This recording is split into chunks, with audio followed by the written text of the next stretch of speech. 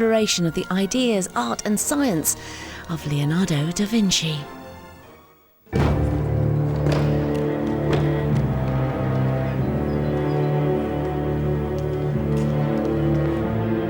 The year 1515 was a dangerous one for Leonardo da Vinci. Caught up in Vatican intrigue, he was betrayed by spies from within his own camp, who denounced him as a sorcerer. He's not only dissecting the bodies of the dead, but even that of a woman with child. There is no limit to the investigations of the Florentine. Fetch Leonardo da Vinci. Not for the first time, Leonardo the rebel and rule-breaker was out of step with the times in which he lived. The Florentine. This is the story of Leonardo da Vinci, the man who set out to learn everything and to read the mind of God.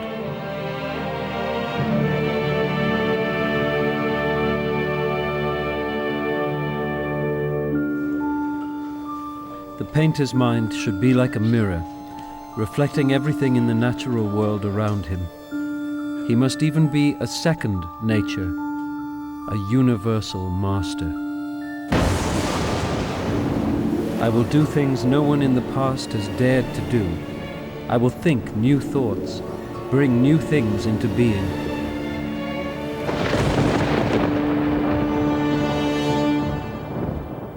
Even 500 years ago, in his own time, Leonardo was seen as a miraculous figure.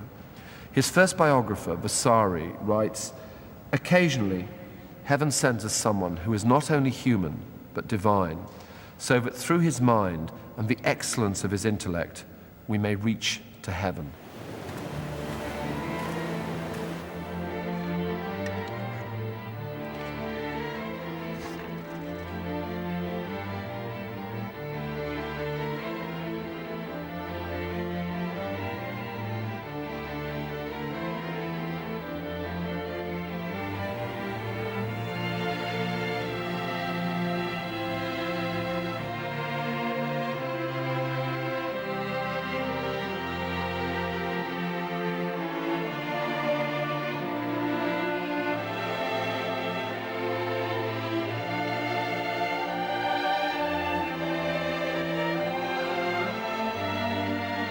People have asked me over and over again, is this the greatest genius of all time? And I say, yes, he's the greatest genius of all time. Well, what about Newton? What about Einstein?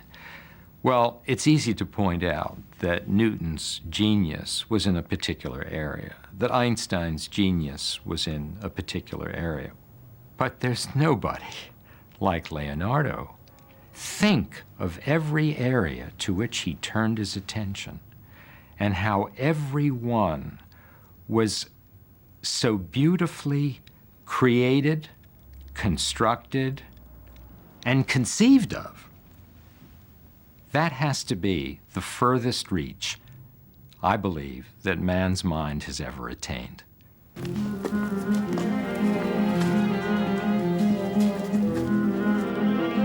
In 1498, Leonardo had completed his monumental painting of the Last Supper. But his brilliant career at the Milan court was cut short as the French invaded. His patron, the Duke of Milan, was imprisoned, and Leonardo's most ambitious work, the great clay horse statue, was destroyed by the French troops. Forced to flee, Leonardo now traveled through the war-torn countryside in search of work. Oh, this is how fortune works, Eli. The wheel turns, and those who are briefly at the top are flung again to the bottom. The Duke has lost his estate, his fortunes, his freedom. But you know what they say, he turns not back, who is bound to a star. Leonardo needed a safe haven, and so he traveled eastwards from Milan to the Adriatic coast. Throughout his life, Leonardo had been searching for a patron who would allow him to develop his extraordinary, even visionary ideas, but he needed money to achieve his dreams.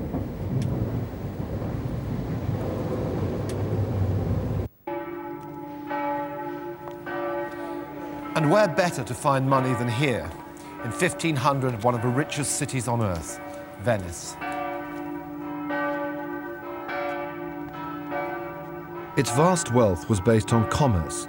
It was in a prime position on the trade route, importing opulent goods from the Orient to all the countries of Europe. So it was a confident city, not easily intimidated. But it was also a city in crisis. The Turks were in the midst of an epic expansion, and now their giant fleet lay in wait out there in the Venice harbour. Having already made inroads into Venice's great empire, the Turkish warships were now striking at its very heart. For Leonardo, this was the perfect opportunity to find a buyer for a very unusual secret weapon. So he came here to the Council of Venice, not as a painter, but as an inventor.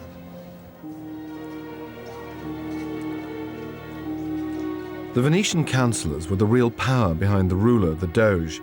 Their authority was absolute. They had the power of life and death. And Leonardo's scheme must have seemed the most bizarre they'd ever heard.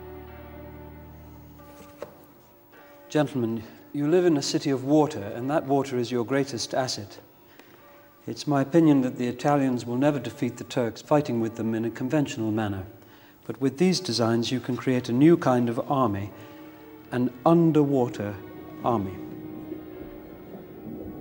Men as agile as fish, with armor adapted to underwater travel and with a constant supply of fresh air, such as this. These designs will enable your army to approach the enemy from beneath the water, to drill great holes in the bottom of their ships, sinking the ships, withdrawing, and thus the battle is over with minimal casualties.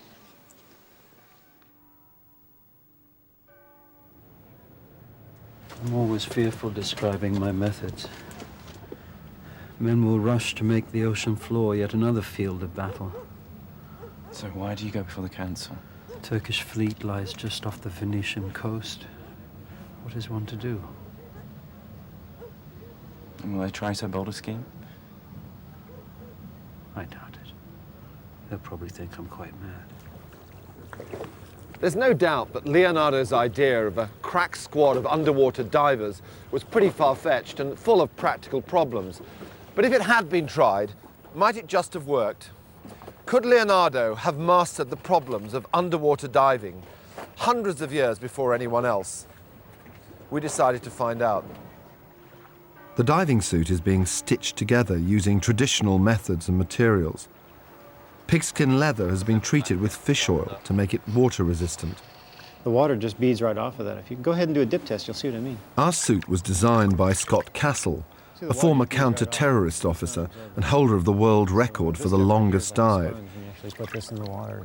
We're thinking that It'll be worn by Jackie Cousins, who dives with giant squid for pleasure. Okay, so we could actually make the whole suit out of this if it's got good waterproof qualities. Absolutely.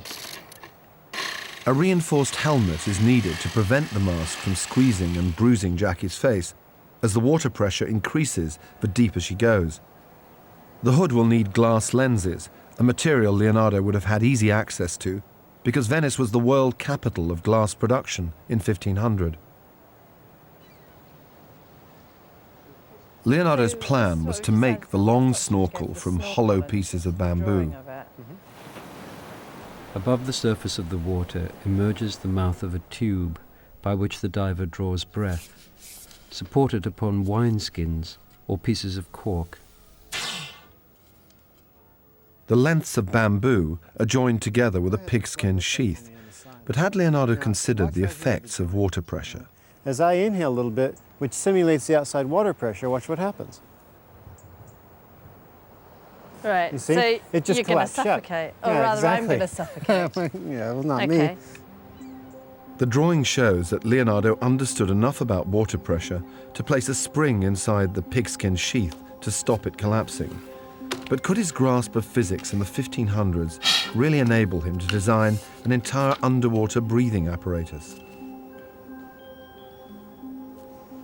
Now when I inhale, go ahead and plug the side for me. Right, okay, so it's keeping it open. Exactly. And so, given the flexibility as well. exactly, yep.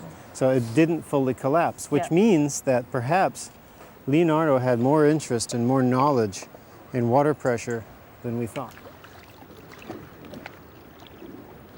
We decided to try out the diving suit in the safety of a swimming pool before bringing it here to the coast of Venice.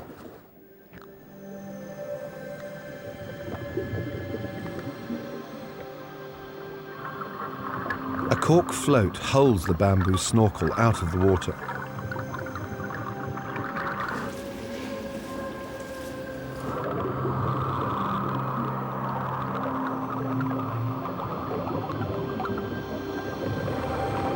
But a snorkel device such as this won't allow Jackie to go very deep before the water pressure makes breathing uncomfortable.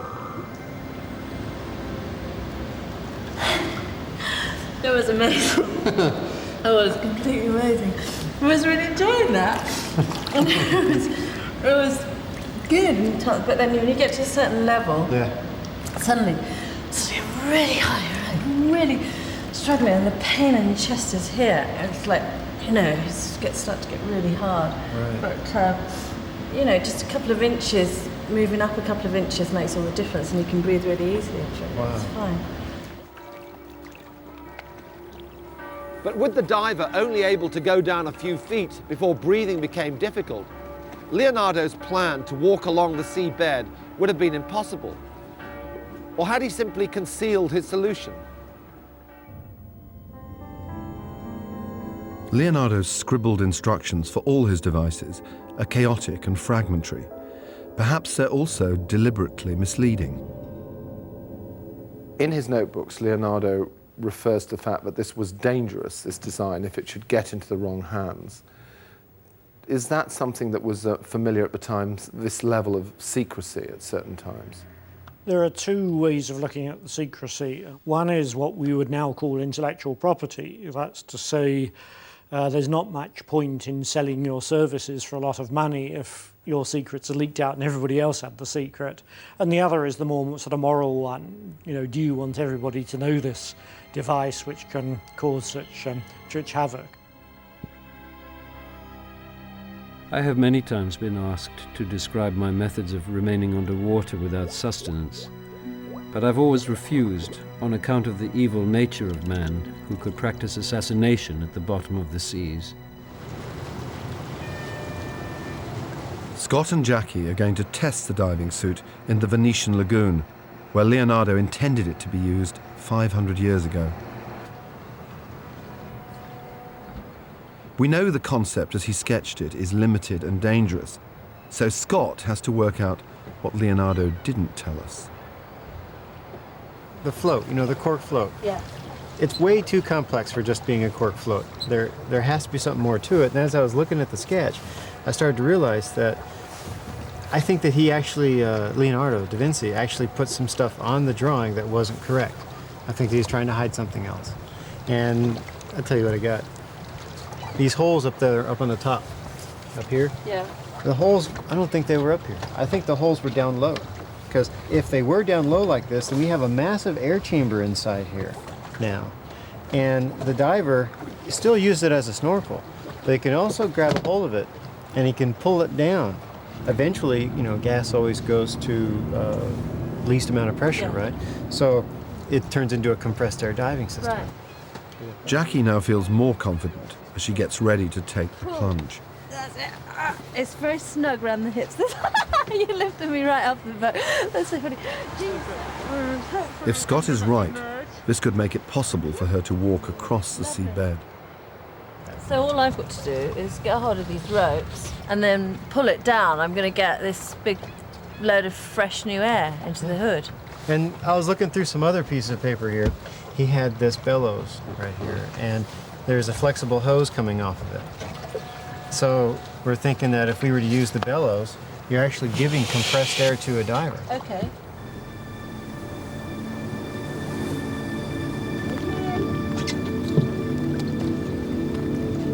So Jackie makes the dive into the depths of the Venetian lagoon. But can she fulfill Leonardo's dream of walking along the seabed?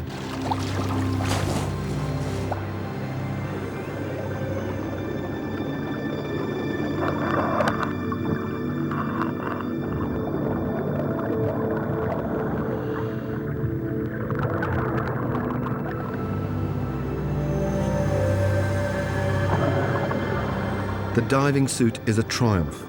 Jackie is able to walk along the seabed just as Leonardo described.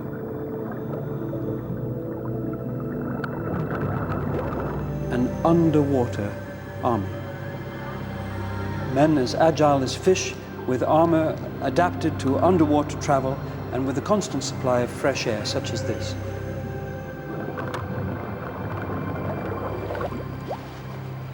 Even today, there's a touch of James Bond about Leonardo's plan, so heaven knows what a bunch of Venetian worthies would have made of it. At the very least, they must have considered him a little over the top. In any case, his revolutionary plans were never needed. Attacked in another part of their empire, the Turkish fleet turned round and sailed away without a fight. And as for Leonardo, the Venetians sent him away without a single ducat for his pains.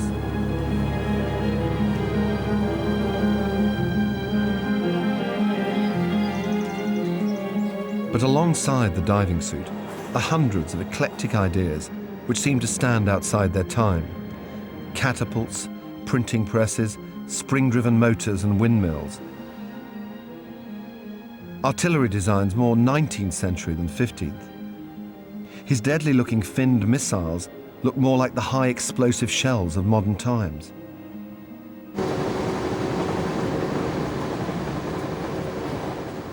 They give us a fascinating insight into his daily life and his thoughts. Alongside the incredible inventions and drawings are shopping lists, notes of the cost of food and clothes for his household, detailing his permanent cash flow problems. His need to earn a living meant he often had to keep very strange company indeed.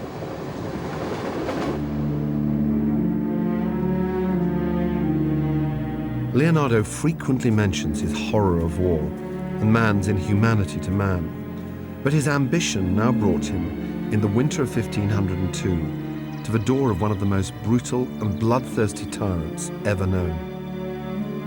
As the rulers of the various Italian states were engaged in a violent battle for power, Cesare Borgia had threatened them all with his growing ambition and brilliant military cunning.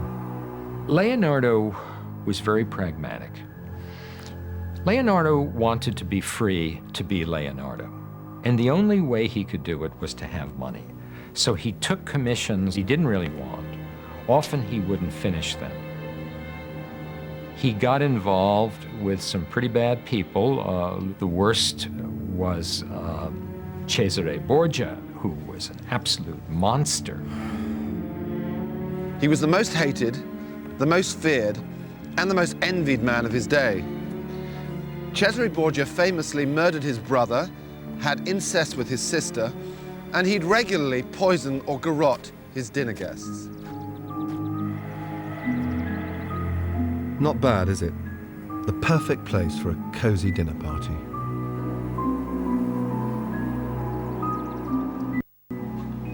The situation on paper looks alarming, I must admit.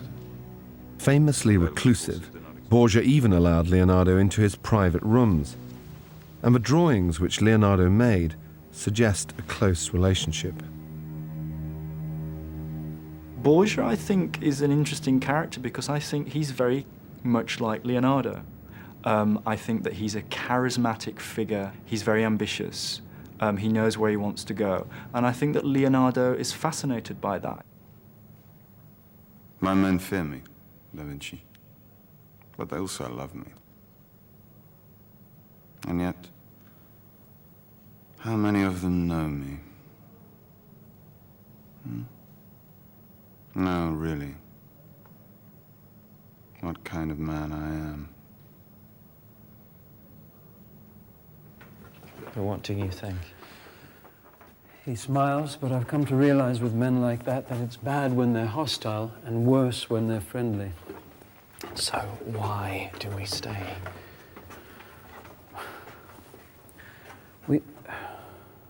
We stay because we have to eat. You especially have to eat. It was a critical moment in Borgia's brilliant career. His land and his life was under threat. Tell Michelotto, who's to be dispatched to raise 1,000 infantry in the Romagna. Take a message to Ugo de Mancardo. He was desperate for all the military ingenuity he could buy.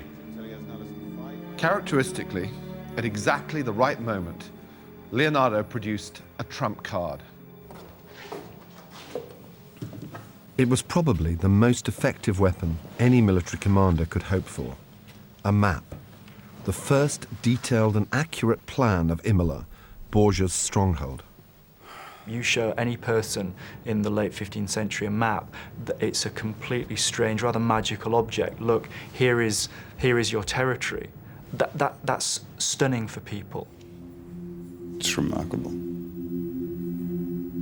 Whoever owns this map owns the city itself.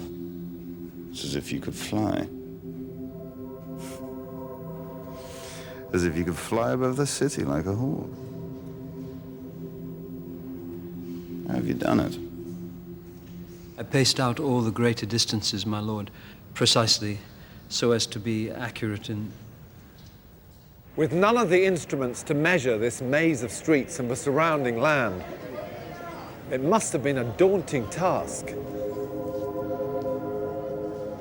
He paced every single field, every single street. He measured very carefully everything that he was mapping and really pushing forward ideas of surveying, how you survey land. We never see that level of precision, that level of detail, but also that level of beauty in map making for many, many years after that.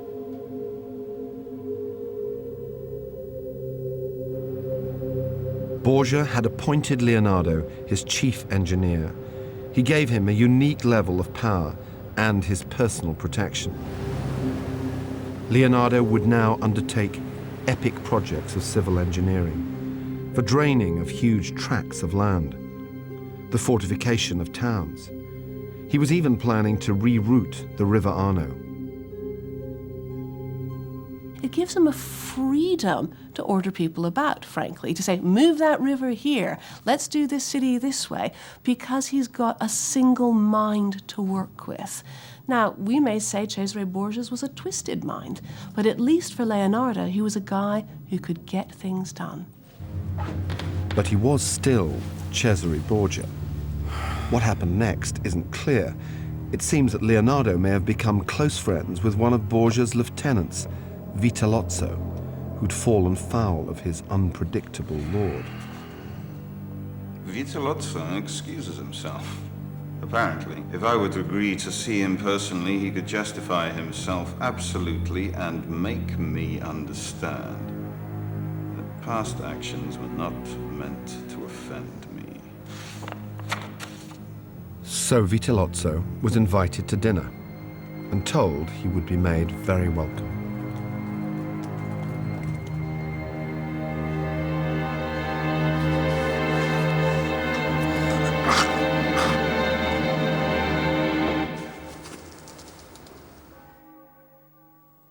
Leonardo went back to Florence 2 months later. Whether his friend's death had persuaded him to leave Borgia's service, we just don't know, but it must have seemed an appropriate moment to go home. As always, he was looking for the big commission that would bring him fame and fortune. The Servite monastery of Santa Annunziata had commissioned him to paint a Virgin and Child with St. Anne. His original drawing or cartoon for the painting is now lost, but this version of it, done a year or so later, gives an idea of its strength and beauty. The cartoon was even put on public display and drew large crowds to view it. It was said as if to a sacred festival.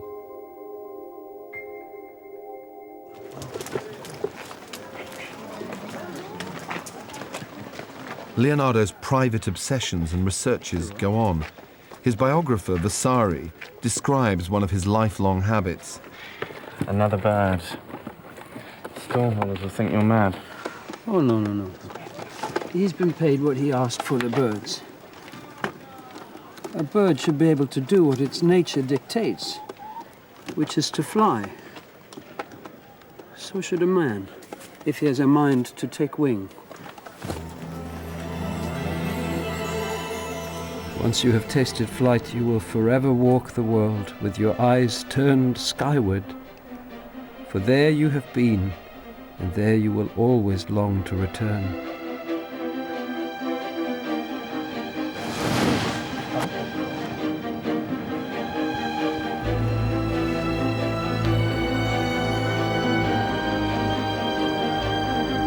The feeling is all that Leonardo ever imagined. But could he possibly have achieved it with any of his designs? There are pages packed with research and ideas. This must have been his most absorbing passion. Did he seriously believe that flight was a possibility? Leonardo was one of that generation of artists were interested in fame. And he says at one point, this will bring fame to the nest from which it was born.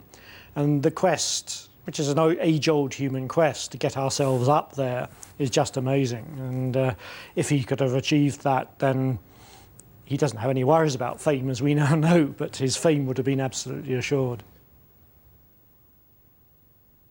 Leonardo envisaged a number of designs for flight, including an ornithopter, a machine powered by man, flapping great wings like a bird. This as a flapping mechanism is simply not going to work, and Leonardo began to realise that the power-to-weight ratio, you simply couldn't get up by doing that.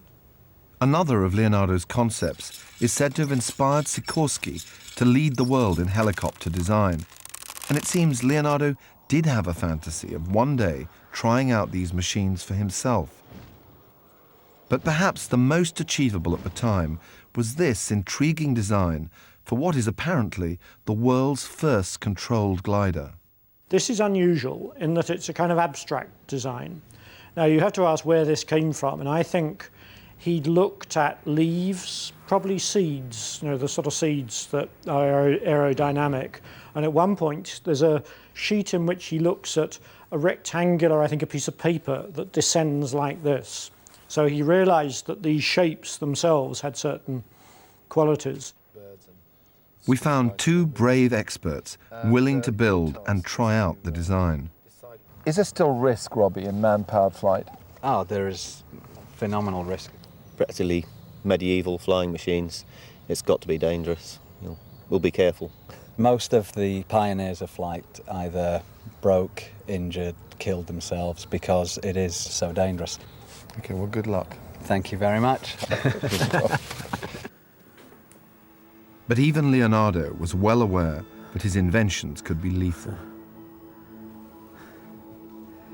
Note, make trial of actual machine over water, so if you fall, you do not do any harm. Simon begins by constructing a model based on Leonardo's plans. The man places his feet at M and chest at B. The wind blowing along line H may lift H more than is deemed convenient. In this case, the man should pull string S. But Simon's wondering just how good was Leonardo's understanding of aerodynamics. The first step is to test the model in a wind tunnel.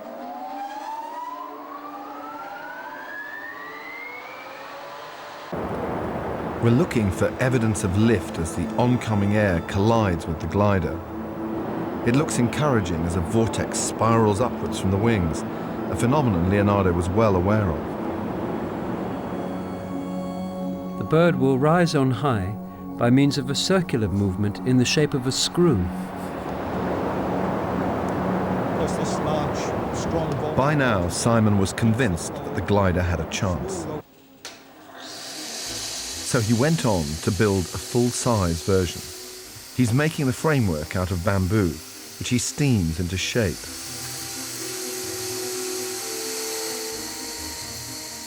For the sail, he's chosen a man-made cloth. This is less likely to be ripped or stretched during testing than materials like silk or linen that Leonardo might have used.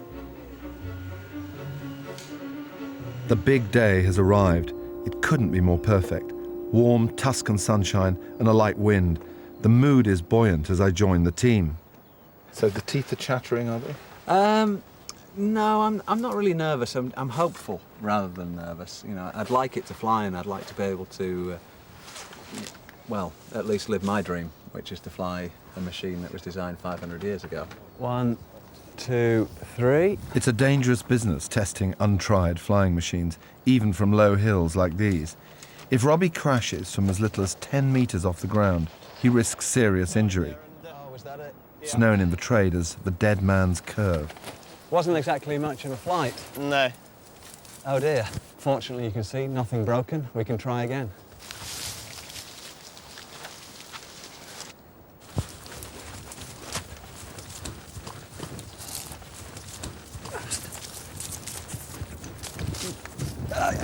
Fuck off. I crashed it again. The glider was definitely unstable, so we went back to Leonardo's notes for inspiration. Look at how birds fly. How they use both their wings and their tail to stop them falling. If Leonardo had got as far as testing this and found that it was unstable, the natural move for him to do would be to say, yes, let's have a tail on it. So that's fine. Yeah, just hang on a second. Would the tail make the crucial difference? It was now all or bust. Robbie's raised the stakes. He's going to fly off a much steeper hill. It'll give him more chance of getting airborne. But if he crashes this time, the consequences will be grave. 2, 3.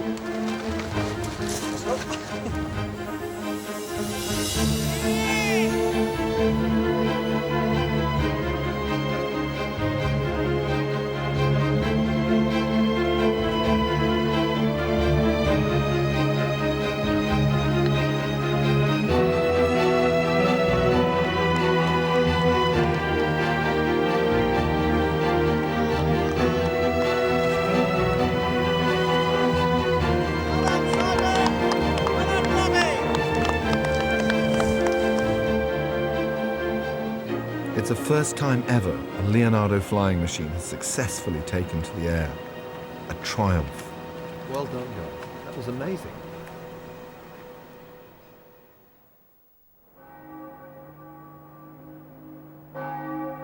His return to Florence in the early 1500s wasn't the overwhelming triumph he'd hoped for, although his famed cartoon of the Virgin and Child with St. Anne would turn into a beautiful and harmonious painting, a dreamlike image of maternal love.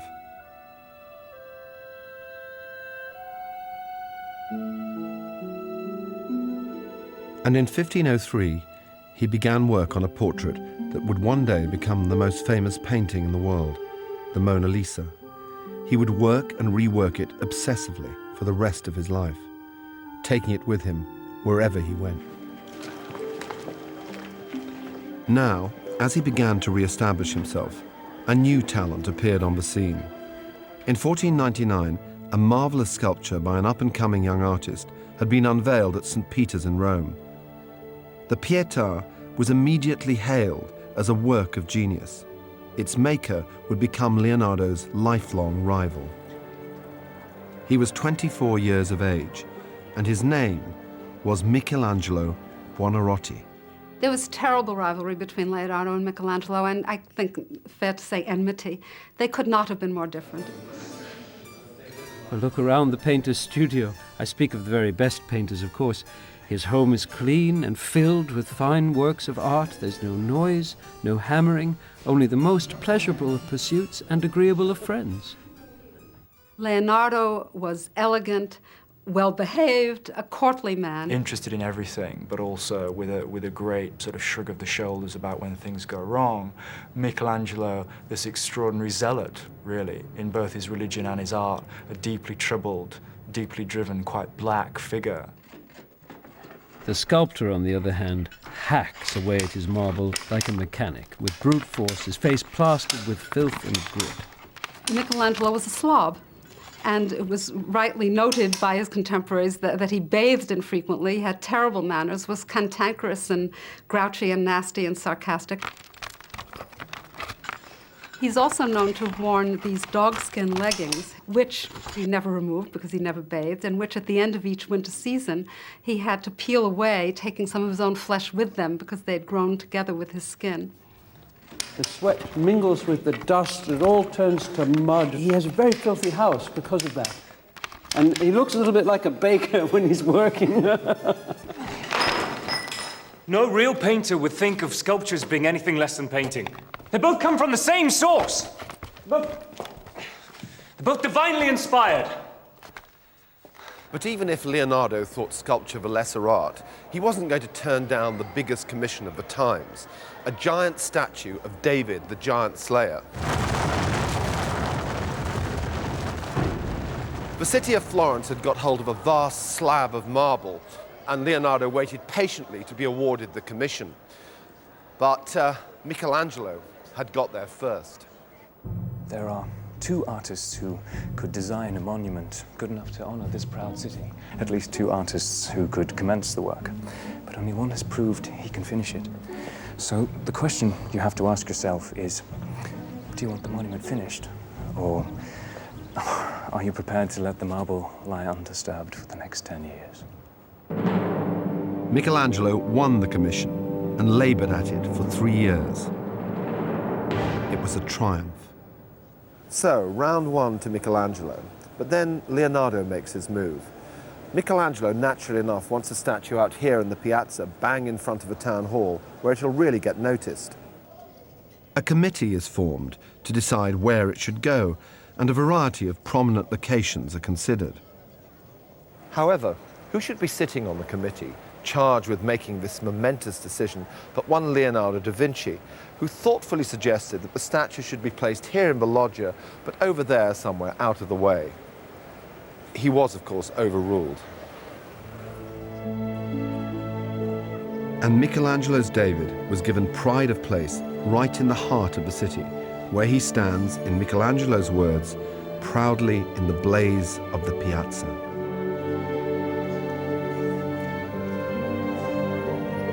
David was to become the most famous statue in the world, but his creator would never forgive Leonardo for the slight. By 1504, the relationship between Leonardo and Michelangelo had declined to the extent that they could hardly pass each other in the street without grimacing.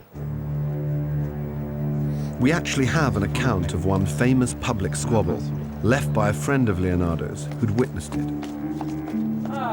Here comes Michelangelo. Ask him. Explain to my friends Dante's love for pagan gods. Explain it yourself, horse model. You seem to have an answer for everything.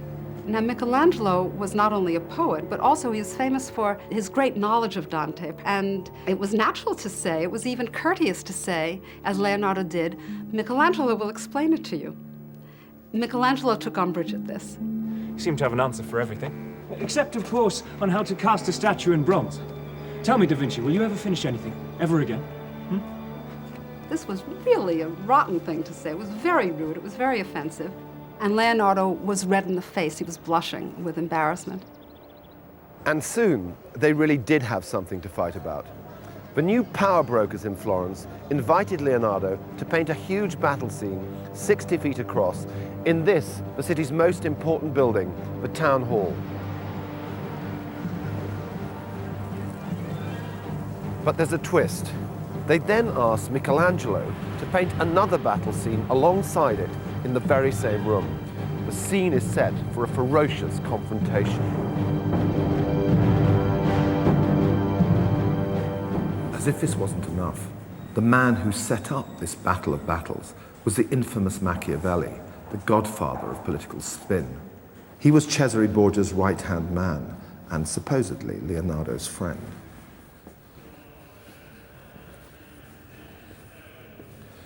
Leonardo worked feverishly, determined to achieve spectacular effects. He really was going to prove something. He immersed himself in all the gory detail of battle and in the psychology of men at war.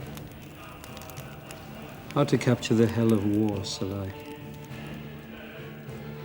Smoke mingling with the dust-laden air.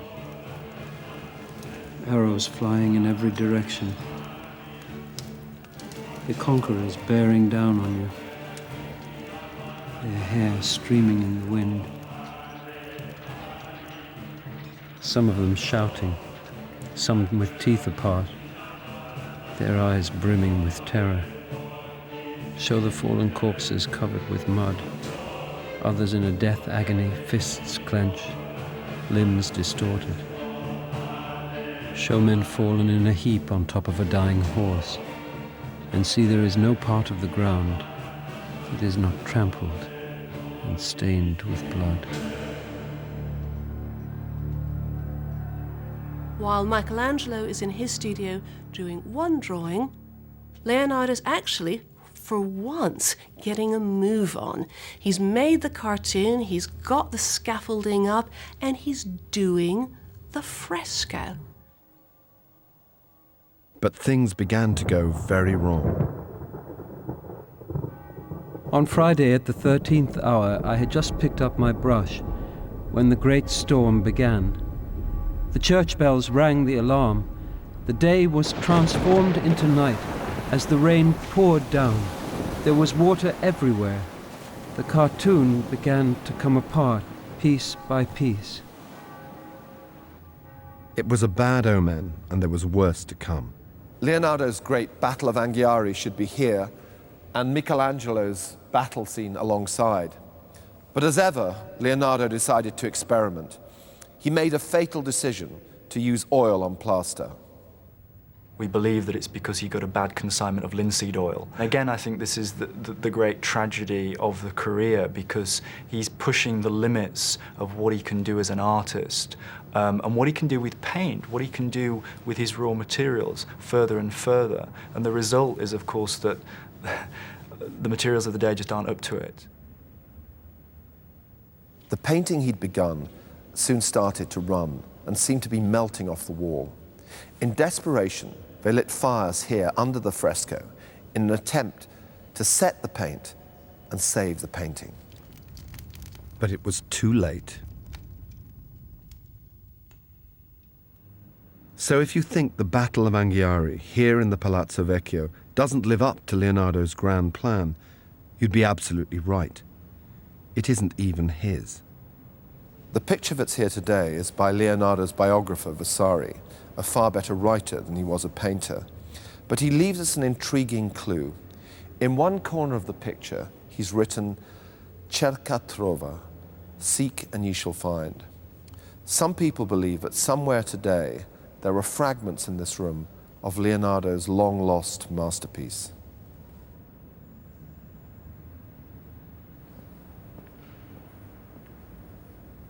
Michelangelo, by the way, never finished his fresco either. He completed the cartoon for it, but he was called back to Rome. So ended this strange battle of the giants, the battle that never was.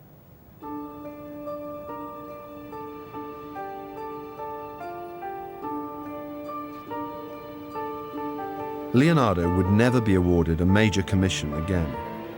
Now, left behind in Florence, and with time on his hands, he immersed himself once again in his life's other great project, his work as a scientist.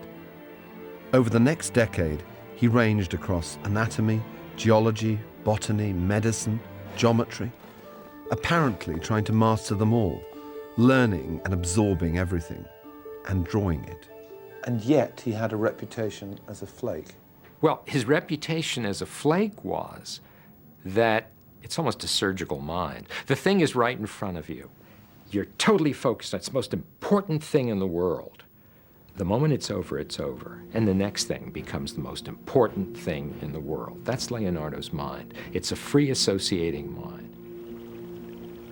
Here is work that fascinates me. I will work with it till it stops fascinating me. I'll stop and I'll go to another thing that fascinates me. And of course, over short periods of time, you don't get much done. But over a long period of time, you get a great deal done. Now he would turn his attention to a whole new area of investigation. And again, it would require him to break the rules.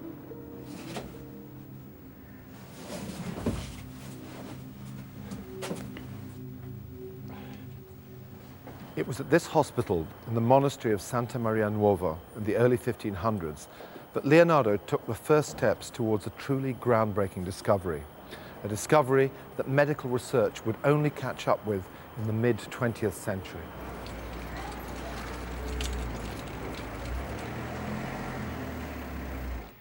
When he started studying anatomy, it was only so that he could understand muscle and muscle movement and all of this, but he soon became intrigued by what went on deeper than the layers of the muscle, and in fact became the very first person to dissect the organs of the body. At this time, anatomical dissections were occasionally allowed by the church. They would make available the bodies of convicted criminals, and these were dissected by surgeons who were watched by artists and students. Given the conditions of the time, few would have been willing to do the gruesome work that Leonardo now carried out. I want to go home. It's freezing. Come here. And what was the atmosphere like in the dissecting room? Oh, it was dreadful in the dissecting room. There was no way of preserving bodies at the time. Within 48 hours, there was a tremendous stench. Pieces of the body were decaying. The most important instrument that one had was one's bare hands, with long fingernails that were used to do a lot of the sharp dissecting. Why must we spend our night in the company of corpses? Yeah, well, most men can't make the journey they need to take to find out the truth. The stench of death turns their great stomachs, and they're sickened by the blackened organs. But if you want to follow where the light of truth leads, you have to get through all this. The bodies come back and haunt me in my sleep.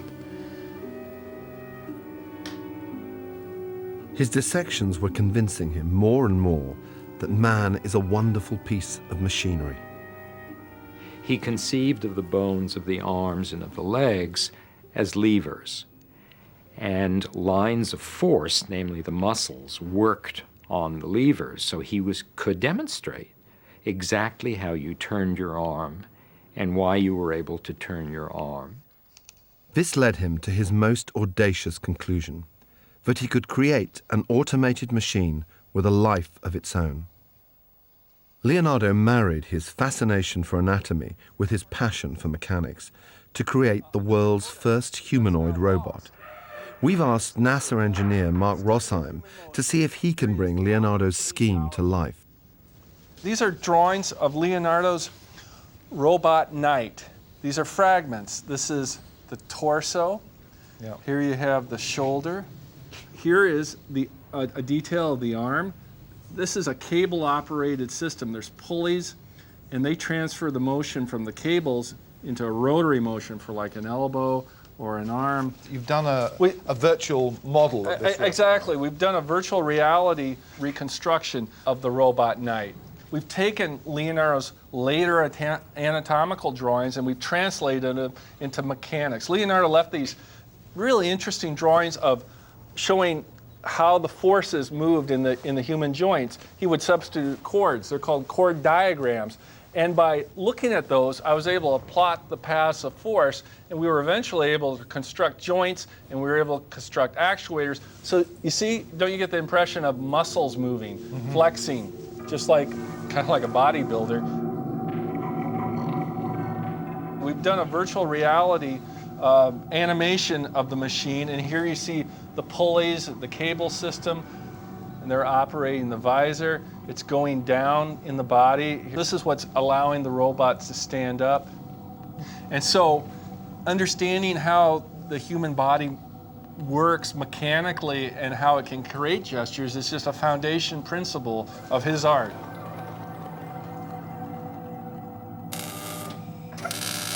There's a famous line where he talks about nature doesn't use counterweights. In other words, nature doesn't build animals or humans like grandfather clocks.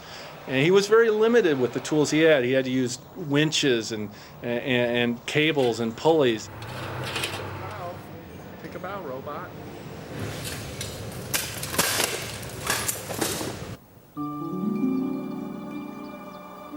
At the time, the robot was designed as a stunning party piece. It would probably have been set up in a grotto as a climax to a court entertainment, so a patron could really impress his guests. Leonardo was kind of the special effects master of his day. It would have had a kind of a Steven Spielberg effect.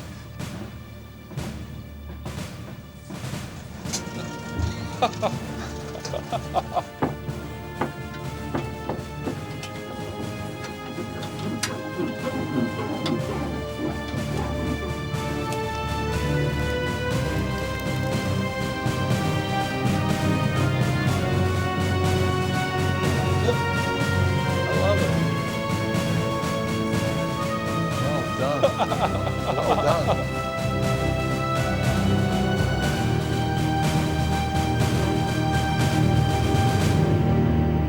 His anatomy told him something of what he wanted to know about this marvelous machine, the human body.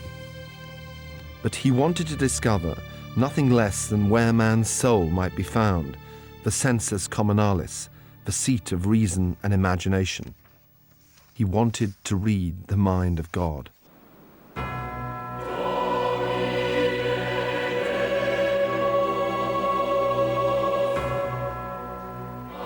There was a new pope in Rome, Leo X. The Vatican was summoning major artists from all the Italian states to create great new works. Michelangelo was already firmly ensconced here as a favorite, but if Leonardo expected to be greeted as a hero of this new age, he was to be disappointed.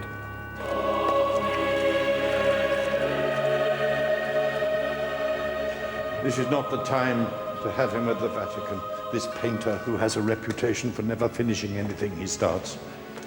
He has asked for an assistant. Choose him well.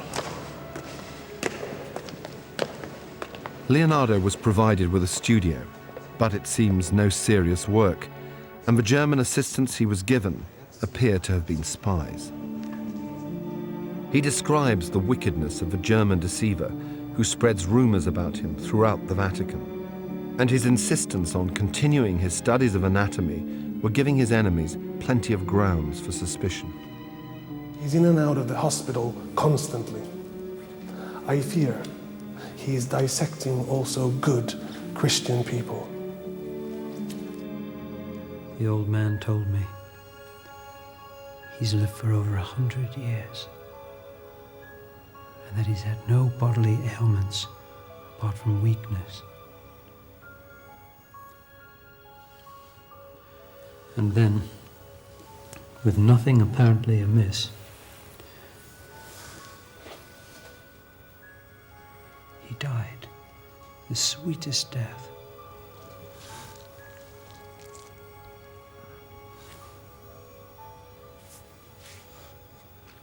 So he looked at the old man's vessels. Can you hold this here?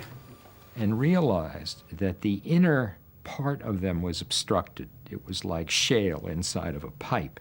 And he reasoned that that's why old people die slowly and why their extremities shrivel, because the blood isn't getting to them.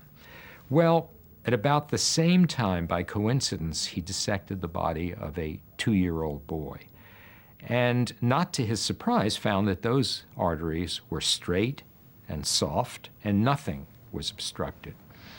So he said that's the reason that people die of old age, that the arteries are becoming closed off and obstructed. In other words, he discovered in the early 16th century what we call hardening of the arteries, or arteriosclerosis. Well, then he said, but why does this happen? Something is happening over time. And then he lit on it. He said there's too much nutrition in the blood. There's something in the blood that precipitates out, that comes out of the blood and deposits itself on the inside of the arteries. Except for the word cholesterol, he had made a 20th century discovery.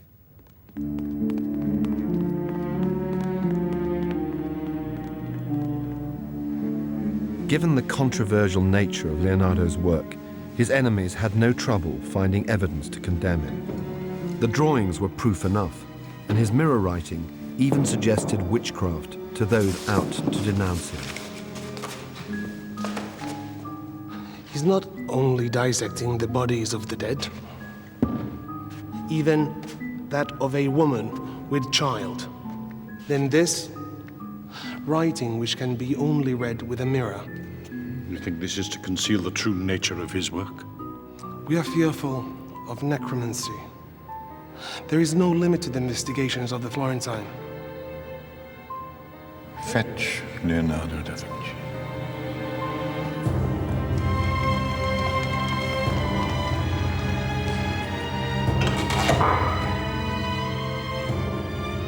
His Holiness requires your presence.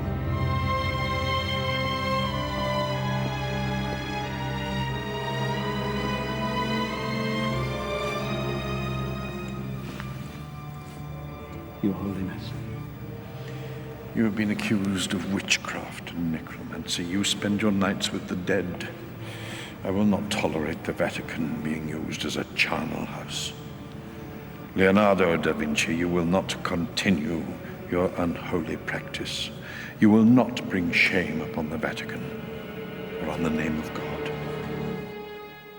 He had by now completed an incredible amount of work, which he describes with pride.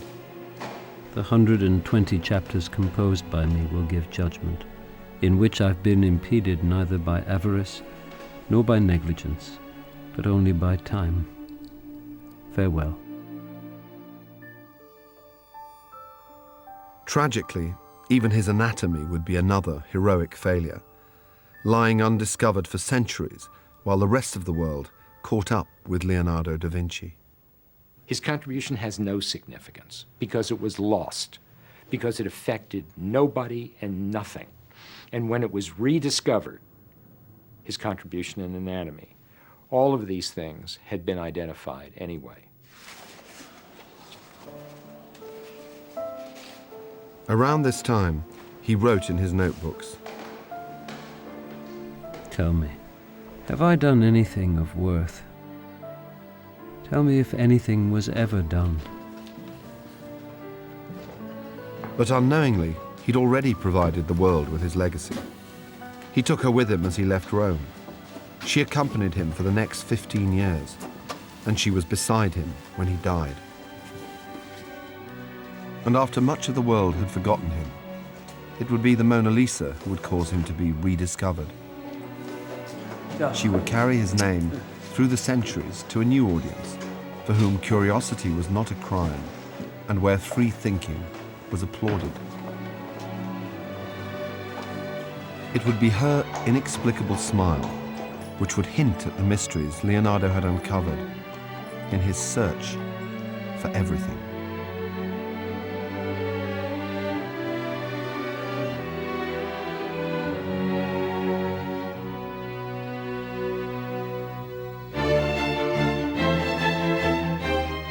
So the Mona Lisa becomes the most famous painting in the world. Tomorrow night, Leonardo continues here on BBC Two at 11:20. Next tonight, Michael Keaton and Alfred Molina star in mean, moody thriller, The Company.